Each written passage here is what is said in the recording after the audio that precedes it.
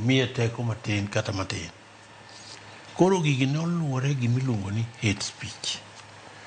To koro waneno ni bang' higni 75 gi chike ochako wuok nikech tho neno ji nego mathoth malich.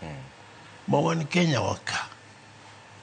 To nwayudo ni kanogik higa 2007 to lweny nomuoch Kenya ka. Mono nana ka ji ochare, ma ji anyore, ma ji negore, dhano notho. Mokwan malong'o tiyudo ni 1,000 chiegni gi 500, 1,000 motho.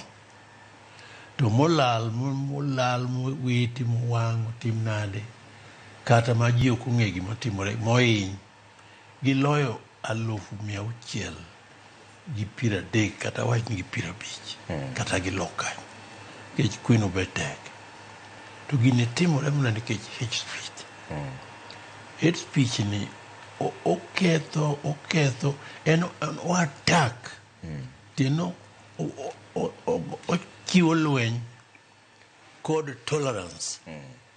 Wan kaka Commission of Integration and Cohesion wawacho ni mondo wabed gi tolerance. Kiyudo kata oganda moro, kidwaro gimoro,